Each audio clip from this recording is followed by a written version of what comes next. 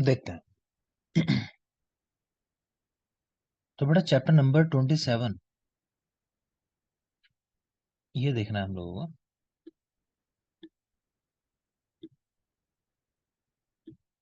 और थोड़ा सा भी ये भी बचा हुआ था चैप्टर, देखेंगे, कंटिन्यूएशन में रहेंगे जहां पर थे। तो रसों के बारे में बेसिक बात हो गई थी, जल्दी से एक दो सवाल के जवाब दे दोगे। रिम्पी, सर्वरस प्रत्यनिक भूत कौन सा रस होता है? सलवन। ज्योति, शोणित संघात भिन्ति कौन सा रस है? अक्सर अम्ल रस। और कोई? कटु रस। कटु रस, ठीक है। नेक्स्ट बताओगे सोनल, षड इंद्रिय प्रसादनों। सर मधुर रस। मधुर रस है, सबको ऐसे लगता है? अम्ल। जी सर। किसी ने अम्ल कहा, फिर पूछ रहा हूं मैं, मधुर है अम्ल है? अम्ल। अम्ल। मधुर है सर, अम्ल दृढ़ वाला। दृढ़ करोति। अम्ल क्या सर करता है? मधुर है। दृढ़ करोति इंद्रिय कह रहे दृढ़ हैं, करोति। इंद्रिय को इंद्रिय दृढ़ दृढ़ करता है। करोति, ठीक है। प्रसादन वाला यही है। ठीक है बेटा, चलो देखो वापस आ जाएंगे।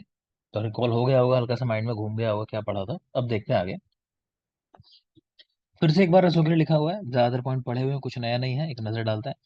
मधुर रस स्नेहन प्रीणन आह्लादन करने वाला, मृदुता, आस्यम, व्यापनु, लंपित, इव ये वर्ड है लंपित, यानी कुछ जैसे लेप लगा दिया जाए मुंह के अंदर, उस तरह का प्रतीत होता है। ठीक है, तो लिम्पन, चिपकना, मतलब वो उस तरह का कैरेक्टर है। अम्ल रस मुख बोधन कराना, विधा करता है आस्य में, कंठ में, यानी मुख में और कंठ के अंदर।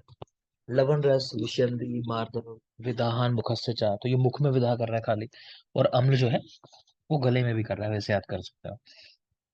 कटु रस विधान मुख नासा अक्षि संश्राव्य, विधा ये भी करता है, और मुख नासा और अक्षि से श्राव कराता है, तो आंखों से भी पानी आने लगता है कटु रस लेने के बाद, वो स्पेशली याद रखना। तिक्त रस प्रतिहंति निपाते यो रसनम स्वदते, मुख वैशद्य शोष प्रहलादन कारक, कुछ खास नहीं। कषाय रस वैशद्य स्तंभ जाड्य, तो पता ही है आपको, ये देखोगे। बंद अतीव चाया कंठा, ये ध्यान रखोगे, गले में ऐसा फील कराता है कि जैसे बांध दिया गया हो, कषाय रस जो है, मतलब गला बंधा बंधा सा फील होता है, तो ये याद रखोगे, गले में बंधन जैसा प्रतीत होना, तो कषाय रस का गुण है। आगे आ जाएंगे विरोधिक आहार। तो विरोधिक आहार मतलब वो चीजें जो साथ लेने के लिए ये हो मना की। गया था सर लेक्चर में। ये हो गया था। चलो बताओगे मुझे फिर कहाँ से अगले चैप्टर पे शुरुआत करनी है, 27 की? नहीं सर, शुभदान। शुभदान। बोलो यहाँ से। शूक दाने। इससे पहले शुभ, शुभदान। शुभ धान्य से, से थोड़ा सा ऊपर। ठीक ठीक ठीक बेटा, शुभ धान्य समझ गया। ठीक है, लेकिन पढ़ने के पहले फिर वही है कि देख तो लें कि पढ़ा है या नहीं पढ़ा है। शिवांशी, बेटा किसके लिए लिखा हुआ है शोफ उत्पन्न करने में श्रेष्ठ द्रव्य क्या है? शोफ उत्पन्न करने वाला श्रेष्ठ द्रव्य कौन सा है? मंजिता, हाँ जी सर। कौन सा द्रव्य है बेटा शोफ उत्पन्न करने वाला? शोफ,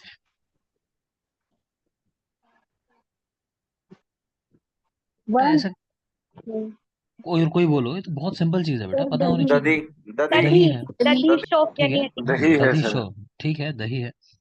नेक्स्ट बताओगे अनंत, कौन से तिक्त द्रव्य है, ये सर।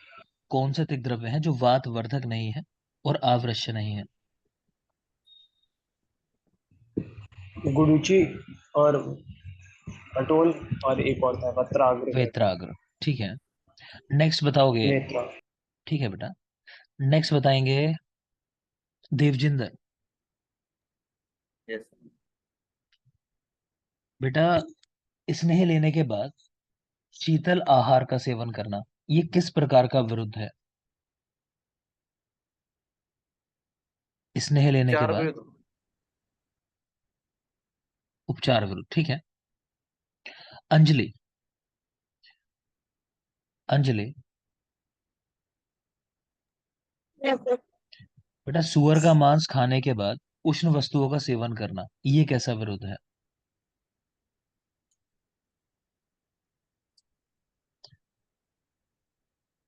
शिवांशी, जवाब देना चाहोगे शिवांशी?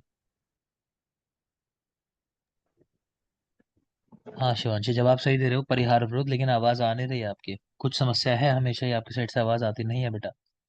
ठीक है, चलो ठीक है, देखते हैं। तो कुछ लोग तो नहीं ले रहे बात को सीरियस, कोई बात नहीं है ना। जो पढ़ रहे हैं उनके लिए अच्छी बात है कि अच्छा पढ़ रहे हो, याद है तो देखो, चलो आगे। तो शुभ धान्य देखना है जैसा कि बता रहे हैं। फिर बुक्स में भी ओपन कर लेता हूँ, क्योंकि यहाँ कुछ पॉइंट्स अगर मुझे लगता है कि ऐड कराने, तो वो मैं ऐड कराता हूँ। समय के साथ कुछ चीजें जरूरी हो जाती हैं।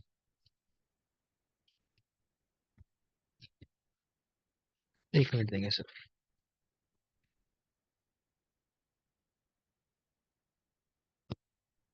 ठीक है, तो शुभ धान्य पहला ही वर्ग है आपकी बुक्स के अंदर। ठीक है, श्लोक नंबर 8 से शुरू है, देखना चाहो तो। कुछ चीजें काम की हैं, सिर्फ उन्हीं पे फोकस करना है, मैंने पहले भी बताया होगा लेक्चर की शुरुआत में, वीडियो लेक्चर जो आपके पास होगा, देखते हैं। तो शीत वीर्य वाले हैं, रसे विपाके च मधुरा, अल्प मात्रा में वायु को उत्पन्न करने वाले, बहुवर्च को अल्प मात्रा में निकालते हैं। ठीक है, ये देखो आप, मेन ये चीज है श्रेष्ठता का क्रम, आपसे पूछा जाएगा कि श्रेष्ठ कौन सा इनमें से धान्य है, तो आपको आंसर लगाना है रक्तशाली सबसे श्रेष्ठ है, रक्तशाली, ये याद रखना है आपको।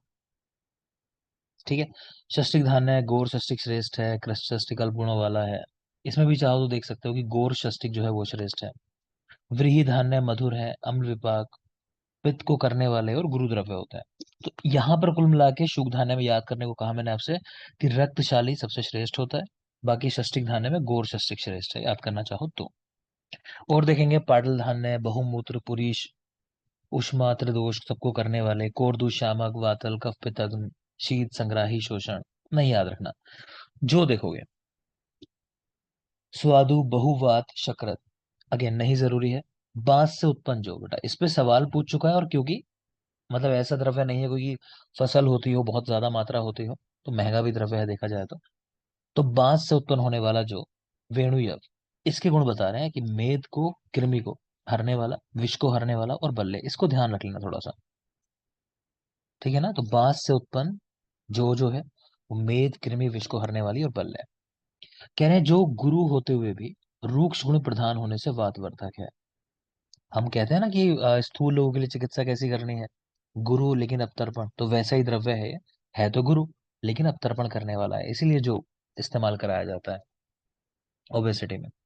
गेहूं देख लो, संधान कृत, संधान करने वाला, बाकी आपने मधु के लिए भी ऐसा पढ़ा है, शहद जो है वो भी संधान करने वाला द्रव्य होता है ना, वात को हरने वाला है। नांदी, मुखी, मधुली, चा, मधुरे, शीतले, स्निग्ध, नहीं याद करना।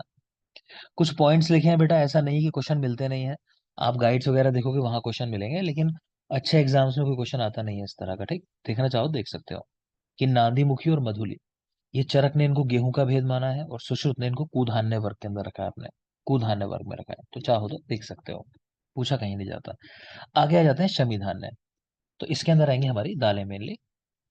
तो सबसे श्रेष्ठ दाल आयुर्वेद में कौन सी है और सबसे निकृष्ट कौन सी है? तो मुदक को सबसे श्रेष्ठ कहा, मूंग की दाल और उड़द की दाल को खराब कहा है। खराब इस पॉइंट से कहा है कि पचने में गुरु है, और आयुर्वेद कहता है जो भी गुरु है मतलब देर में पचेगा, तो वो अच्छा नहीं है। ठीक है, तो मुदक सूपयोत्तमा मता, देख रहे हो सभी सूपों में दालों में उत्तम है। उड़द वृश्य है, वात को हरने वाला है, स्निग्ध, उष्ण, मधुर, लेकिन गुरु है। बल्यो बहुमला पुंसत्वम माशा शीघ्रम ददाति चा, तो उड़द जो है वो वृश्य है। ठीक है, अ, पुंसत्व शक्ति को बढ़ाने वाला है, मल को अधिक मात्रा में लाता है, याद रखना जरूरी पॉइंट है इसके, लेकिन गुरु है, वो भी याद रखेंगे। यहीं पर जब वाजीकरण की बात हुई उड़द के लिए, तो चक्रपाणी के वाजीकरण भी बता दिए कि तीन तरह के उन्होंने वाजीकरण द्रव्य कहे हैं, शुक्र वृद्धि कर, शुक्र श्रुति कर, शुक्र श्रुति वृद्धि कर, यानी एक शुक्र को बढ़ाने वाले, दूसरा उसका श्राव कराने वाले, और तीसरा दोनों काम कराने वाले। तो हम वर्ड याद रखते हैं, आप लोग लिख सकते हो कि माँ साक्षी, जैसे कोई काम कहा आपने कि भाई इस काम को किसने देखा, कि भाई माँ साक्षी है, माँ ने देखा था, इस बात की है ना। तो माँ साक्षी, माँ का मतलब यहाँ माश है। ठीक है, सा से संकल्प और शी से शीर, शुक्र वृद्धि, श्रुति और दोनों काम कराने वाले। आगे देखें, राजमाश, सर, कफ, शुक्र, अम्ल, पित्त, कुल्थी, कषाय, कुल्था, ग्राहिणा, का, सिक्का, श्वास, अर्श, संहिता, ये आपको याद रखना है। कुलथ की दाल आपको बताया होगा, अर्श रोग के अंदर लाभकारी होती है, प्लस किसी को अश्मरी हो जाए, अश्मरी, तो अश्मरी में लाभकारी होती है कुलथ की दाल। ये स्पेशली याद रखना। आगे चल के शिलाजीत आपको पढ़ाऊंगा, शिलाजीत में आप पढ़ोगे कि शिलाजीत के साथ कुल्थी की दाल का सेवन नहीं करते, क्योंकि वो एक पत्थर का निर्यास है और ये पत्थर को तोड़ने वाली है। ठीक है, तो उसके साथ नहीं देते। बाकी श्वास का सिक्का तीनों रोग लिखे हैं और साथ में अर्श लिखा है, तो इन रोगों में हितकर है। मंकुष्ठ, मकोए, तो रक्तपित याद कर सकते हो चाहो तो, कि रक्तपित में अच्छा होता है मंकुष्ठ या मकोए, इतना बस, और इससे ज्यादा नहीं, बाकी पढ़ लो।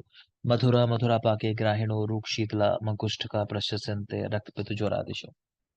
तिल पे आ जाएंगे, तो तिल यानी कि तेल की बात होगी फिर। और तेल जो होता है वो त्वचा के लिए अच्छा होता है, केश के लिए अच्छा होता है, बालों के लिए, है ना, बल्ले है, वातग्न है। कफ पित्त को भी हरने वाला है। आपने देखा है कि अगर खासकर सिद्ध कर लिया जाए उन द्रव्यों के साथ, तो मेनली आपको याद के रखना है त्वचा, केश्य, बल्य, ये याद रखोगे।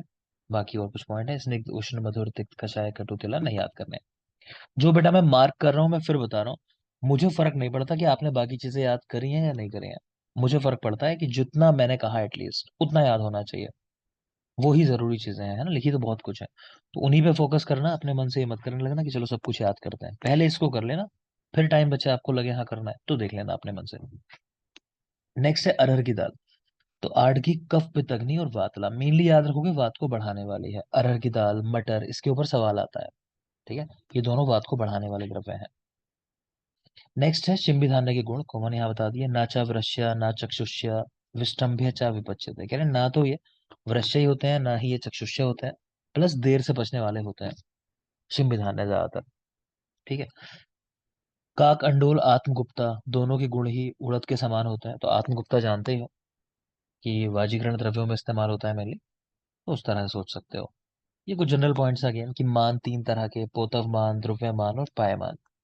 पोतवमान में वेट नापा जाता है, द्रव्यमान में वॉल्यूम, और पायमान में लेंथ, ये भी आप पढ़ चुके हो। बता दो चलो ज्योति, परिमाण कितने प्रकार के होते हैं, परिमाण के भेद। सर दो। नहीं बेटा, ज्योति दोनों सवाल आज ड्रॉप किए हैं, गलत बात है। और कोई,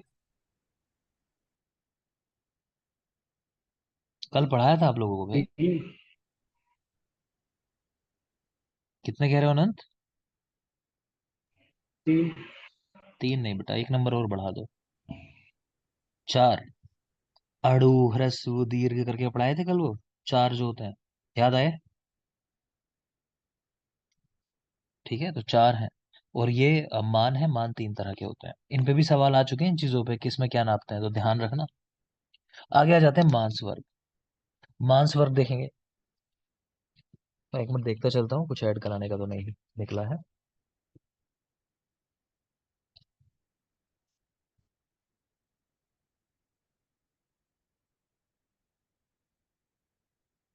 नहीं, कुछ नहीं निकला है। ठीक है, मांस वर्ग पे आ जाओ। तो मांस वर्ग देखोगे, तो एक लिखा है काकुली मृग, कह रहे हैं सांप का एक भेद है जो भूमिशय जीवों के वर्ग में आता है। काकुली मृग नहीं याद करना, वो जरूरी नहीं है। वराह जो है वो आनुक वर्ग के अंदर आता है। वराह, है ना, वही मिलते हैं जहाँ पे पानी वानी ज्यादा होता है, ऐसा नहीं मिलते कि रेगिस्तान में मिलते हो। शिशुमार, तिमिडगल, ये वारिशय वर्ग में आता है। वारी जिनका आशय है, जल जिनका आशय है, यानी जल में रहने वाले, शिशुमार, तिमिडिगल। नांदीमुखी, ये कह रहे हैं वारीचर वर्ग में आता है। नहीं आते इन पे सवाल, ये देखो जो सवाल जहां से आते हैं ये याद करना है। मांस वर्ग की कितनी योनियां हैं, तो मांस वर्ग की 8 योनियां, श्लोक नंबर 53, 54, 55, 56 अगर देखना चाहो तो वहां लिखी हुई हैं। मांस वर्ग की 8 योनियां। ठीक है, उनमें एक होते हैं प्रसह, वो क्या करते हैं, आहार द्रव्यों को छीन कर खाने वाले जो होते हैं। ठीक है, जैसे वो देखा होगा हाइना, वो यही करता है, शिकार किया शेर ने, उस जाके छीन के खाने का उसका काम है। तो प्रसह, आहार द्रव्यों को छीन कर खाने वाले। भूष है, जो बिल के अंदर निवास करता है। आनुप, आनुप देश में रहने वाले। वारिशय, यानी जल में जिनका निवास है, मैंने कहा ना आशय, जिनका जल है। वारीचर, जो जल में सिर्फ चलते हैं, ठीक है, रहते नहीं है, सिर्फ पानी में चलते हैं। फिर जांगल, जो स्थल पर उत्पन्न होते हैं और जंगल में चलते हैं। विष्किर, विकिर्यम विष्करस चायति, चोंच या पैर से कुरेद कर। विष्किर यानी विकीर्ण करके खाने वाले, उस तरह से फैला कर खाने वाली चीजों को। ठीक है, तो विकिरण करके, वर्ड ध्यान रखना, विष्किर तो विकिरण करके खाने वाले। ठीक है, तो चोंच से या पैर से कहने कुरेदते हैं उसको, इधर उधर करते हैं फिर खाते हैं। प्रतुद, चोंच या पैर से आघात करके खाते हैं। ठीक है, चोंच अपनी मार के उसके ऊपर तब खाते हैं, तो ये होते हैं प्रतुद। एक ट्रिक लिखी है विप्रज करके, विप्रज यानी विष्किर, प्रतुद और जांगल। इनका जो मांस है वो सन्निपातिक रोगों में हितकर होता है, सन्निपातिक रोगों में। और चाहो तो सामने लिख लो, उष्ण करके शीतल किया हुआ जल, वो भी सन्निपातिक रोगों में बताया गया है। उष्ण करके शीतल किया हुआ जल सन्निपातिक रोगों में। ठीक है, बाकी यहाँ विष्किर, प्रतुद और जांगल प्राणियों का मांस सन्निपातिक रोगों में हितकर है। एक और कॉन्सेप्ट आपको दे रहा हूं कि आप देखोगे अगर कभी फंस जाओ तो, कि जो भी जानवर मतलब पानी के बाहर रहते हैं, उनका जो मांस है वो पित्त का शमन करने वाला होता है इन जनरल। ठीक है, अपवाद तो होंगे। और जो पानी के अंदर रहते हैं उनका मांस पित्त को बढ़ाने वाला होता है। ठीक, इसको हम याद ऐसे रखते हैं कि कोई जानवर पानी के अंदर है, जैसे मछली है वो पानी के अंदर है, तो क्यों रहती होगी? कि भाई उसके शरीर में गर्मी ज्यादा लगती होगी, उसको पित्त ज्यादा होगा उसके शरीर के अंदर, तो मछली खाने से पित्त बढ़ता है। ठीक है, तो इस तरह याद कर आप रख सकते हो। तो आगे कॉन्सेप्ट कहीं आएगा तो ये चीज सोच लेना। नेक्स्ट है बकरे का मांस, बहुत जरूरी है। जैसे आपको बताया कि बैठे बैठे सोना, उससे कोई दोष कुपित नहीं होता, उसी तरह बकरे का मांस है, यहाँ देख पा रहे होगे। नाति शीतम गुरु स्निग्धम मासम आजम आदोशलम, बस ये जरूरी बात है कि इसका मांस जो है आदोशल है, कोई दोष नहीं है इसको खाने में। शरीर धातु सामान्य अभिषंधि, अनअभिषंधि माफ करें, और भ्रंगणम। ठीक है, तो आदोषणम स्पेशली याद रखना है। नेक्स्ट है भेड़ का मांस, तो वो भी भ्रंगण कराता है।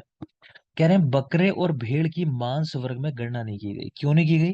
कि आपको बकरा और भेड़ दुनिया में कहीं चले जाओ हर जगह मिल जाएंगे, कोई फर्क नहीं पड़ता। आप केरल में हो, आप राजस्थान में हो, आप पहाड़ों पर हो, है ना, पहाड़ों पे तो देखा होगा बकरियां वो पहाड़ों वाली कैसी होती है ना, कहाँ कहाँ चल लेती हैं वो। तो खैर, तो हर जगह मिलती है, मैं ये कहना चाह रहा हूँ। तो बकरे और भेड़ की इसलिए मांस वर्ग में उन्होंने गणना नहीं की, कह रहे हैं हम इसको कहीं रख ही नहीं सकते, सब जगह मिलती है। तो कारण कि ये मिश्र गोचर है, अर्थात सभी देशों में पाए जाते हैं बकरे और भेड़। नेक्स्ट आता है मयूर का मांस, दर्शन श्रोत्र मेधा अग्नि वय वर्ण स्वर आयुषान। है ना, लिखा भले ही है, मुझे लगता नहीं कभी एग्जाम में पूछेगा, कारण आप जानते ही हो कि मयूर जो है राष्ट्रीय पक्षी है हमारा ना, तो ऐसा सवाल पूछना भी नहीं बनता लॉजिकली। बाकी देख लेना, दर्शन श्रोत्र मेधा अग्नि वय वर्ण इन सबको बढ़ाने वाला है। मुर्गे का मांस, बल्ल्या परम वाथरा स्वेदनाश चरणायुधा, देख लेंगे, बल्ले है परम वाथर है। शुक्रवेग धारण की चिकित्सा में आपने पढ़ा होगा मदरा चरणायुधा सिद्धा, ध्यान आ रहा है? यह वागु जो पढ़ी है हमने, तो वहां पे आपने देखा था, भूल गए होगे बहुत सारे लोग, सिलेक्शन वालों को याद होगा। आगे चलते हैं, तितर का मांस, तो वात उल्बण संधिपातिक ज्वर में, कि जहां वात बढ़ा हो, है संधिपातिक ज्वर लेकिन वात बढ़ा हुआ है तीनों दोषों में से ज्यादा, तो उस वाले ज्वर में तितर का मांस। लावा का मांस, संधिपात प्रश्मना, ये याद रख सकते हो, लावा तो संधिपातिक रोगों में इसका मांस भी है। शाही का मांस नहीं जरूरी। कपोत का मांस देख लो, कबूतर का, तो रक्त पित्त निबरणा, वनवासी कबूतरों का मांस गृहवासी कबूतरों से लघु शीतवीर्य संग्राही अल्पमूत्रकर होता है। इसमें एक और कॉन्सेप्ट आपको दे रहा हूँ, बात नहीं हुई होगी हमारी, कि देखो, जब मूवमेंट ज्यादा करते हैं जो भी एनिमल, जो भी जानवर है ना, तो उनका मांस लघु होता है, जो कम मूवमेंट करेंगे उनका मांस भारी होता है। यही हमने कॉन्सेप्ट देखा था कि पशुओं का अगर दुग्ध इस्तेमाल करना है तो प्रातः काल की अपेक्षा संध्या के समय का जो दुग्ध है सायंकाल का, वो अच्छा माना जाता है। क्यों? क्योंकि दिन भर जानवर मूवमेंट कर रहा है, रात भर नहीं करता, सुबह का दूध जो है वो गुरु होता है और संध्या का लघु होता है। क्लियर है? तो वही कॉन्सेप्ट यहाँ भी है कि वनवासी जो कबूतर है वो ज्यादा बेचारे घूम घूम रहे हैं इधर उधर, एक घर में है, बंद पड़े हैं वो पिंजरे के अंदर, तो वो कहाँ चलता है। आगे चलें, चटक यानी गोरैया का मांस, सन्निपात प्रशमना शमना मारुतस्य चा, तो आजकल गोरैया देखने को मिलती लगभग नहीं है, हो सकता है आप में से बहुत लोगों ने कभी देखी ना हो रियल में। ठीक है, पहले बहुत मिलती थी, बहुत होती थी, मतलब मुझे याद है कि हमारे घर में इतनी होती थी कि कभी अगर इतनी सारी आती थी ना, कभी ऐसे कुछ फेंक कर मार दो तो गलती से वो चिड़िया को कई बार लग जाता था, ऐसा होता था। तो अभी तो लेकिन दिखती नहीं है। तो खैर, सन्निपातिक रोगों में ये भी हितकर है, चटक या गोरैया का मांस सन्निपातिक विकारों के अंदर। नेक्स्ट है एड़ी, तो ये मृग मतलब हिरन जो है उनकी कह रहे हैं वैरायटी का है। आप जानते हो कितनी वैरायटीज मिलती हैं अलग अलग हिरन की भी। तो मधुरा मधुरा पाके त्रिदोष शमना शिवा, कुछ खास नहीं, छोड़ेंगे। नीचे लिखा है कि ऐसा मधुरा मधुरा करके शब्द जो है मंकुष्ट में भी आया है, लेकिन मंकुष्ट में मैंने आपको क्या याद कराया कि रक्त पित्त में हितकर है, वो ही याद रखना है। गव्य मांस की बात कर लेते हैं। गव्यम केवल वातेषु पीनसे विषम ज्वर है। ठीक है, तो पीनस रोग में, विषम ज्वर में और वात विकारों में। बता दोगे? गो मास सिद्धिय वागु कहाँ देखी है? विषम ज्वर में। विषम ज्वर में। विषम ज्वर। ठीक है बेटा, तो वो भी याद रखेंगे, यहाँ लिखा ही है विषम ज्वर, तो याद रखेंगे। आगे चलिए। यहाँ बता रहे हैं कि गाय का मांस, वैसे तो यहाँ बता दिए गुण क्या होता है, लेकिन ये भी बता रहे हैं कि चरक चिकित्सा 19 में जो अतिसार चिकित्सा अध्याय है, तो वहां बताया गया है कि गेस्ट आए थे, एक राजा प्रशंग थे, उनका यज्ञ था। तो उनके यज्ञ में जितने भी गेस्ट आए थे ना, उन गेस्ट को अतिसार हो गया था, डायरिया। तो उसका कारण बताते हैं क्यों हुआ था, कि वहां गाय के मांस का वितरण हो गया था, गाय का मांस खा लिया था जो गेस्ट आए थे। तो वो मांस खाने से सबको अतिसार हुआ था। तो क्वेश्चन अगर पूछा जाए कि भाई ज्वर क्यों हुआ पहली बार, तो उसका कारण बताते हैं कि शंकर जी को क्रोध आ गया था, भगवान रुद्र को, है ना, तो उनके क्रोध की वजह से ज्वर उत्पन्न हुआ था। ऐसे ही अतिसार क्यों उत्पन्न हुआ था, कि राजा प्रशंग के यज्ञ में मेहमान जो थे, गेस्ट, उन्होंने गाय का मांस खाया, उसकी वजह से। नेक्स्ट देखो, रोहू मछली का मांस। रोहितो दीपनीयश्च लघु पाको महाबला, कोई खास नहीं। कछुए का मांस। वर्ण्यो वाथरो वृश्य चक्षुष्य बलवर्धना, मेधा स्मृति करा पथ्य शोषग्न कूर्मुच्यते। तो पीछे आपने अभी मयूर का मांस देखा है, तो देखोगे कुछ कुछ वैसा ही है। मैं थोड़ा शॉर्ट कर दे रहा हूँ पेज को, एक साथ दिखाई दे जाए आपको। अब देखोगे, जूम कर सकते हो। तो दर्शन श्रोत्र मेधा अग्नि वै वर्ण, चलो मैं जूम कर दे रहा हूँ, दिखा दे रहा हूँ। तो ये देख रहे हो ना, दर्शन श्रोत्र मेधा अग्नि वै वर्ण स्वर आयु, इन सबको बढ़ाने वाला। और यहाँ देख रहे हो कछुए का मांस, वर्ण्य वाथर वृश्य चक्षुष्य बलवर्धन मेधा स्मृति करा पथ्य शोषग्न कूर्मुच्यते। तो बाकी कैरेक्टर तो एक जैसे लगते हैं, लेकिन एक खास कैरेक्टर है जिससे कछुए का मांस आइडेंटिफाई हो जाता है, वो क्या है, कि ये शोष को हरने वाला है, शोषक। इसको याद रखना है ना। तो कछुए का जो हेलमेट है, तो उसका इस्तेमाल करते होंगे। ठीक है ना। आगे देखिए, अभी कोई सुना रहा था कल परसों की शर्त लग जाती है एक बार फिर से दोबारा, वो खरगोश की और कछुए की रेस हुई थी ना पहले एक बार, तो उसमें खरगोश हार गया था बेचारा। तो फिर कुछ दिनों पहले दोबारा दोनों की रेस लगी होगी, तो रेस ये लगी कि चलो अब की बार फैसला कर लेते हैं। तब गलती हो गई कि कौन अपने घर का, अपने घर में पहले चला जाएगा, है ना। एक जगह से शुरू करते हैं कि अपने घर कौन पहले चला जाएगा। तो जैसे ही दौड़ना शुरू करते हैं, तो कछुआ जो होता है अपने खोल के अंदर घुस जाता है, वहीं के वहीं फिर जीत जाता है। तो खैर, तो इसीलिए कछुए में क्योंकि दिमाग है, तो मेधा है, स्मृति है उसके अंदर। आगे चले। ना चक्षुष्य ना वृश्य, तो शिंबी धान्य, ना तो चक्षुष्य ना वृश्य, पीछे पढ़कर आए थे ना अभी। आगे चलेंगे। मांस के सामान्य गुण क्या है? शरीर भ्रंगणे ना न अन्य खाद्यम मांसाद विशिष्यते। तो शरीर को बढ़ाने में मांस से बेहतर कुछ भी नहीं है, आपको पढ़ाया है जब सामान्य पढ़ाए 3 तरह के। तो मांस को बढ़ाने में मांस से श्रेष्ठ कुछ भी नहीं है, बिल्कुल याद रखना। इसीलिए राजयक्ष्मा के रोगियों में भी जुगुप्सा चिकित्सा का विधान है, यहाँ चोरी छिपे मांस खिलाया जाता है अगर शरीर से मांस का क्षय हो गया। ठीक है, आगे चलते हैं। शाक वर्ग, बता देना कुछ पढ़ा हुआ हो तो। शाक वर्ग है अगला। तो बथुआ या वास्तुक, पढ़ा दिया सब शास्त्र। इसलिए पूछ रहा हूँ, आगे कहाँ से पढ़ना है? अब हरिद्वार से।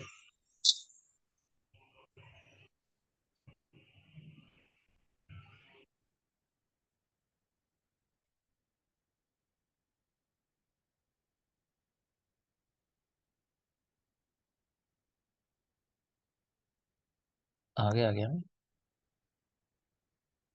पेज नंबर बताओ कि जरा किस जगह पे। पीछे रह गए। फिर फल वर्ग के बाद में।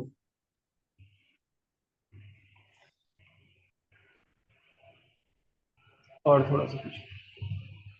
ये ये नीचे। यहीं से ना।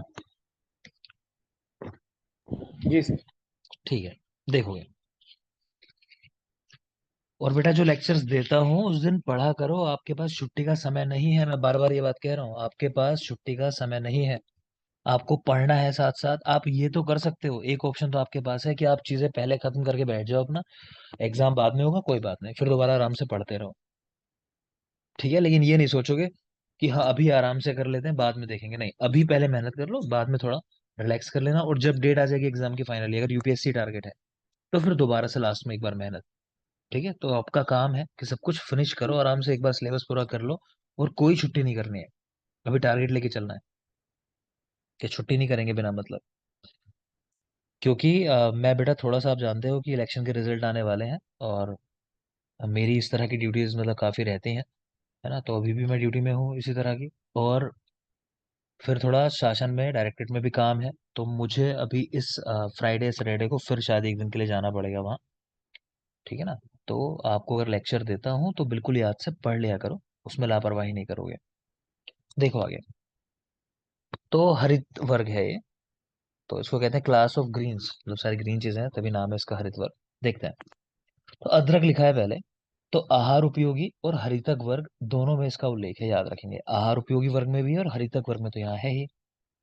ये कुछ पर्याय लिखे हुए हैं, तो विश्व भेषज ये शुंठी का पर्याय है, अदरक ही कह सकते हो आप, शुंठी उसी से बनाई जाती है प्रोसेस करके। तो विश्व भेषज, अगर अदरक का थे अदरक भी लगा सकते हो, एक ही बात है, ठीक। अक्षी भेषज ये लोध्र का पर्याय है, अक्षी भेषज।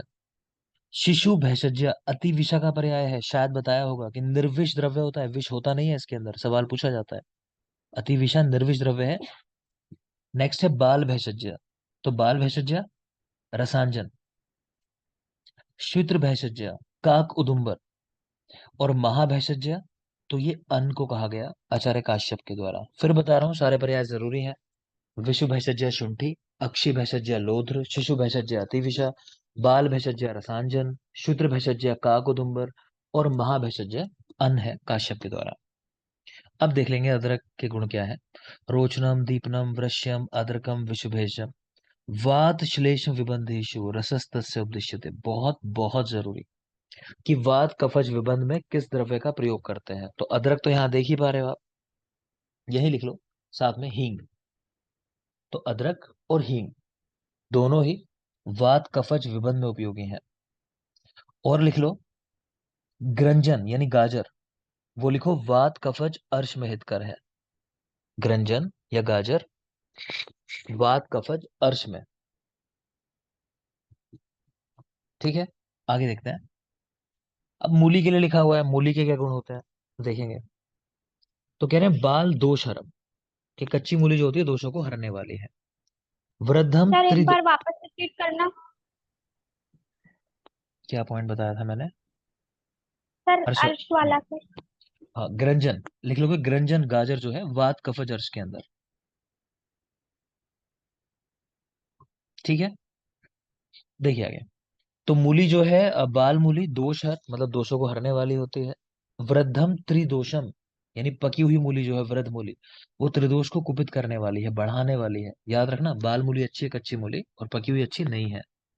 स्नेह से सिद्ध कर लिया तो वायु को हरेगी, मारुतापा। और विशुष्कम कफ वात जित, कफ और वात को जीतने वाली सूखी हुई मूली जो होती है, ये याद रखोगे, बिल्कुल जरूरी बात है। नेक्स्ट है सुरसा या तुलसी। तो पहली चीज तो यही लिख लो, लिखा है वैसे यहाँ शायद ये लिखा है, तुलसी शब्द का पहली बार जो उल्लेख आया है वो कह रहे हैं पर्याय रत्नमाला के अंदर मिलता है, पर्याय रत्नमाला, ठीक है, वाग्भट की पर्याय रत्नमाला कह रहे हैं उसके अंदर मिलता है।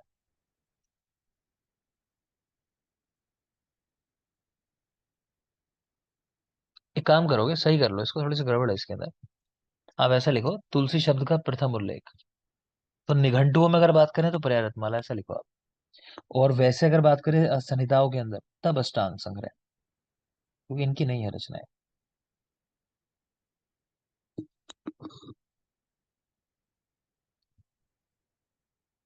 ठीक है। तो संहिताओं में सबसे पहले अगर पूछता है तो वाग्भट ही पूछता है, वैसे तो अष्टांग संग्रह, अदरवाइज पर्याय रत्नमाला ये ना दिया हो तो। नेक्स्ट आ जाओ, इसके गुणों के बारे में लिखा हुआ है, तो हिक्का, कास, विष, श्वास, पार्श्वशूल, इन सबको हरने वाली है सुरसा यानी तुलसी। पित्त को बढ़ाने वाली है। जानते ही होगे कि जैसे किसी को खांसी वगैरह हो जाती है घरों में, है ना, तो क्या करते हैं कि तुलसी के पत्ते जो है वो चाय में डाल के पी लिए, तो उस तरह सोच सकते हो।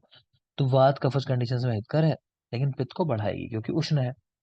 तो हिक्का, कास, विष, श्वास और पार्श्वशूल स्पेशली याद रखना।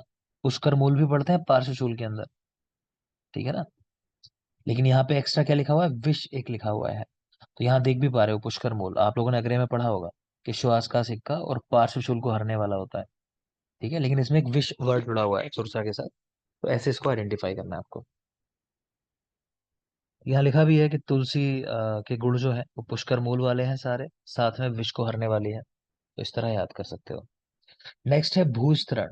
पुंसत्वग्नो, वक्त्र शोधन, कोई खास नहीं। खरा, कव्वात अग्नि, बस्ती रोग रुजापहा, अगेन जरूरी नहीं है। ग्रंजन, गाजर।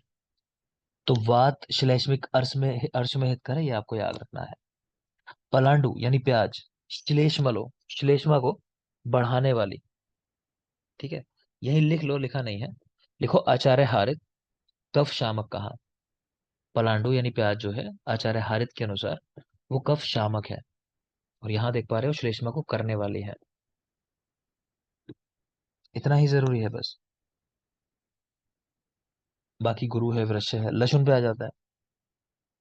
तो कृमि, कुष्ठ, क्लास अग्नो, वात अग्नो, गुल्मनाशना। देखो लहसुन के अंदर वैसे भी सल्फर होता है, तो सल्फर की वजह से हम मानते हैं गंधक यानी जिन चीजों में है वो स्किन डिसऑर्डर्स में काम करती हैं चीजें, तो वहां से रिलेट कर सकते हो।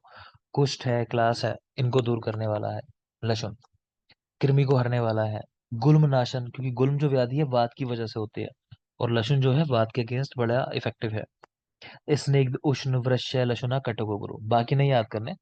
एक तो ये स्किन डिसऑर्डर वाली बात, एक गुल्म वाली बात कर लेना, सामने लिख लो क्योंकि जरूरी पॉइंट है कि रक्तज और पित्तज विकारों में इसका प्रयोग नहीं कराते जनरली, लहसुन का प्रयोग जहां रक्त की दृष्टि हो, मान लो रक्तपित्त का पेशेंट हो, ठीक है, तो ऐसी जगहों पे नहीं यूज कराते क्योंकि उष्ण है। ग्रीष्म ऋतु में ये भी लिख लेना, उष्ण काल में ऐसा करके लिख लो, यूज नहीं कराना, इस पे सवाल आते हैं। लहसुन को ब्राह्मण नहीं खाते, तो उसका कारण बता रहे हैं कि आचार्य काश्यप कहते हैं कि इंद्राणी के उद्गार से लहसुन की उत्पत्ति हुई है, मतलब झूठा है कहने का मतलब है, ऐसा मान लो। तो काश्यप ने इसकी उत्पत्ति कैसे बताई, इंद्राणी के उद्गार से, है ना। तो इंद्र भगवान की वाइफ जो इंद्राणी, उनके उद्गार से लहसुन की उत्पत्ति बताई गई है। आगे चलते हैं। नेक्स्ट है मध्य वर्ग। तो जानते हो सारे अम्ल द्रव्यों के अंदर मध्य श्रेष्ठ है। कितने गुण होते हैं मध्य के, शायद बताए हो आपको। दस, पांच होते हैं और फिर, 14। लवण को छोड़ दस के। 10 गुरु। वो और तो इसके। रस, वो तो बेटा रस बता रहा है, आप में से कोई बता रहा है जो कि रस यस कौन सा यस। नहीं होता इसके अंदर, हाँ। तो लवण रस नहीं होता, बाकी पांचों होते हैं। इसके अलावा मध्य के अंदर 10 या 14 गुण आचार्य चरक ने बताए हैं, जिसकी वजह से मध्य सारे अम्ल द्रव्यों में श्रेष्ठ कहा जाता है। फिलहाल ये लिखे हैं, देख पा रहे हो आप यहाँ। तो सभी मध्य स्तन्यवर्धक होते हैं, ये भी खास बात है, लेकिन सीधू नहीं होता, और अपवाद हमेशा जरूरी है, तो बिल्कुल याद करोगे। सीधू के अलावा जितने भी मध्य हैं वो स्तन्य वर्धक हैं। मध्य के गुणों की बात कर लें, चरक ने 10 या 14 गुण बताए हैं। 10 जो है सो है, हम पढ़ेंगे बाद में। तो कह रहे हैं 10 के अलावा 4 और जोड़ दो आप अगर, 4 रस, कटु, तिक्त, कषाय और मधुर, है ना। यहाँ अम्ल की बात भी नहीं की है, लवण की बात भी नहीं की है, जब यहाँ रस की बात की है इस तरह। तो 10 प्लस कटु, तिक्त, कषाय और मधुर, ठीक है ना। तो ये हो जाते हैं 14 गुण। सुश्रुत की अगर बात करें तो चरक वाले जो 10 हैं जो हमने याद नहीं किए, कह रहे हैं उन दो 10 में से 2 हटा दो, अम्ल और लघु, ठीक है। तो 8 जो बचते हैं वो सुश्रुत के 8 गुण है। तो 10 - अम्ल एंड लघु, हम याद रखते हैं 10 में से ऑल हटा दो, ऑल यानी आ से अम्ल और ला से लघु। वाग्भट, उनके भी 10 ही गुण है चरक की तरह। आगे चलेंगे। अब चीजें आपको शायद याद होंगी क्योंकि वैसे सर, जब, हाँ बोलिए। सभी अम्ल द्रव्यों में मध्य को श्रेष्ठ भी कहा है, और हाँ, चरक से कुछ किसी ने अम्ल को माना भी नहीं है। अम्ल को माना भी नहीं है, नहीं तो अम्ल माना तो है ही, लेकिन गुण यहाँ में पे यही काम। नहीं, यहाँ नहीं लिखा हुआ है, यहाँ नहीं लिखा हुआ है, लेकिन बाकी आप पढ़ोगे तो वैसे तो मध्य अम्ल ही होता है ना। यहाँ जो 14 गुण बताए गए हैं उनको हम पढ़ेंगे, ठीक है, लेकिन फिलहाल यहाँ नहीं लिखा है, वो सही कह रहे हो। मैंने कहा ना टेक्निकल में नहीं जाएंगे, अपना जैसे है बात है वैसे ही। अम्ल में श्रेष्ठ है मध्य, अम्ल ही होता है, जिन्होंने सेवन किया होगा वो बता पाएंगे, ठीक है। तो अम्ल ही होता है। देखो कैसे सोचना है, अम्ल ही होता है अगर फिर भी भूलो तो देखो जितने फल वगैरह होते हैं ना उन्हीं में तो फर्मेंटेशन कराते हैं ओरिजिनली। ओरिजिनली मद्य की उत्पत्ति कैसे मानते हैं हम लोग? आजकल तो कुछ भी बनाया जा रहा है, ऐसा मानते हैं कि जैसे ये बियर वगैरह है, अगर जाओगे इधर सिक्किम वगैरह में तो क्या करते हैं, वहाँ अंगूर की खेती होती है ना, तो अंगूर की खेती होती है इसलिए वहाँ बियर बनाई जाती है, कहते हैं कि उसको फर्मेंटेशन कराना। तो अंगूर यानी खट्टी चीज है अगर देखोगे तो उस तरह। तो बात ही खत्म है। तो टेक्निकल नहीं जाते, बस आगे बढ़ते हैं फिलहाल। देखो, सुरा कृशानाम सारक मूत्राणाम गृहिणी अर्श विकाराणाम सुरा प्रशस्ता वातग्नि स स्तन्य रक्त शेषुचा। मेन बात क्या है वो याद रखेंगे। सुरा के लिए लिखना, एक तो वात को हरने वाली है। इवन आप देखोगे कि जो वातिक रोग है उनका श्रेष्ठ अनुपान है, कहीं प्रसन्ना पढ़ने को मिलेगा आपको, कहीं सुरा पढ़ने को मिलेगा, कहीं मध्य लिखा मिलेगा, लेकिन कुल मिला के अल्कोहल मतलब वातिक रोगों का श्रेष्ठ अनुपान है। दूसरा, स्तन्य क्षय में सारे के सारे मध्य काम करेंगे, पढ़ लिया आपने सीधू के अलावा। और एक लास्ट पॉइंट और लिखा है कि रक्त क्षय की कंडीशन में। ये पॉइंट क्यों जरूरी है? आगे हम लोग की कंडीशन पढ़ेंगे, महिलाओं की कंडीशन पढ़ेंगे हम लोग, कृच्छारता वजह से। तो उसमें क्या है, रक्त को बढ़ाने के लिए आप देखोगे वहां मदिरा का प्रयोग भी बताया गया है, और मैंने अभी बताया मछली जो है पित्त को बढ़ाती है, उड़द माश पित्त को बढ़ाता है। तो ऐसी सारी द्रव्यों का वहां पे सेवन बता रखा है पित्त को बढ़ाने के लिए। क्लियर? तो इसलिए याद रखना, हल्का सा माइंड में रखना कि ऐसी बात है। मध्य अनिद्रा अतिनिद्रा दोनों के लिए हितकर है, स्थूल और कृश दोनों में उपयोगी है ना। तो अब ये मत कहना फिर से अनंत, ये सर इतनी अच्छी चीजें देखो, अनिद्रा में अच्छी है, अतिनिद्रा में भी अच्छी है, स्थूल के लिए भी कृश के लिए भी, तो फिर बुरा क्यों कहते हैं? तो है, चीजें हैं, ऐसी हैं, ठीक है ना। बस याद रखना है। फिलहाल इस सेशन में इतना। ब्रेक ले रहे हैं, वापस आओ, कंटिन्यू करेंगे जो बचा है पहले, उसके बाद आज से ही रसायन से शुरू करेंगे। Thank you. 5 minutes. New ID.